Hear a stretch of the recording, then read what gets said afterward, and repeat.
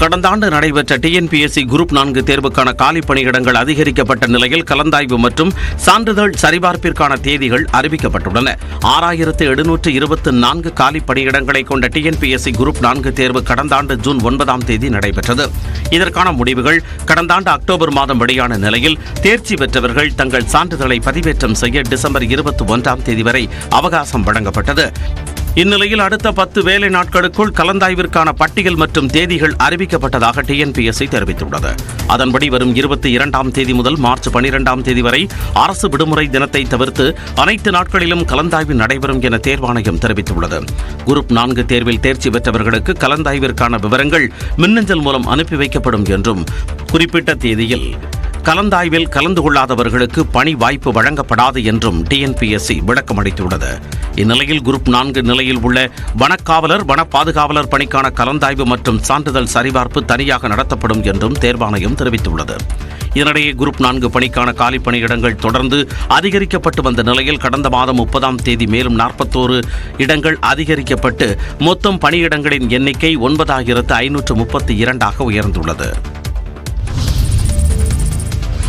தமிழ்நாட்டில் பொங்கல் பண்டிகையை ஒட்டி ரேஷன் கடை ஊழியர்களுக்கு ஊக்கத்தொகை அறிவிக்கப்பட்டுள்ளது.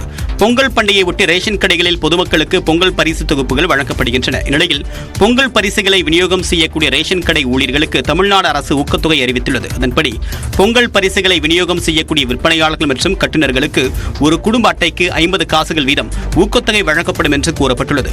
நியாய விலை கடை பணியாளர்களின் வங்கிக் கணக்குகளில் இந்த தொகை வரவு வைக்கப்படும் என்றும் தமிழ்நாடு அரசு தெரிவித்துள்ளது.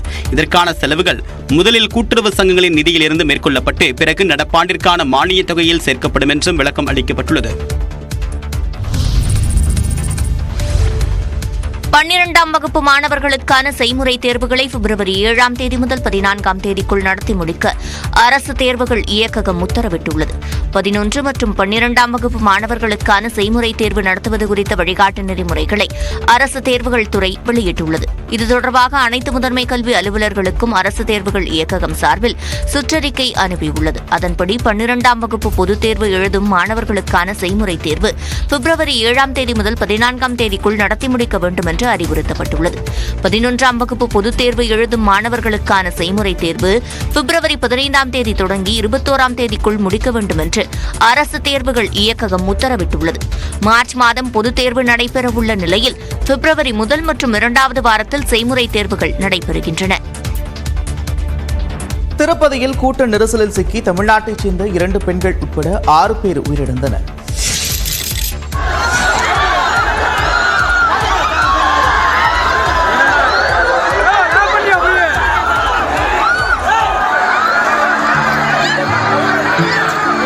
திருப்பதியில் இலவச தரிசன டோக்கன் பெற பக்தர்கள் முண்டியடித்துக் கொண்டு ஓடிய போது நெரிசலில் சிக்கி தவித்த காட்சிகள்தான் இவை. திருப்பதி ஏழுமலையான் கோயிலில் வைகுண்ட ஏகாதசியை முன்னிட்டு சொர்க்கவாசல் நாளை திறக்கப்பட உள்ளது. நாளை முதல் 10 நாட்களுக்கு சொர்க்கவாசல் வழியாக சென்று ஏழுமலையானை தரிசிக்க பக்தர்கள் அனுமதிக்கப்படுகின்றனர்.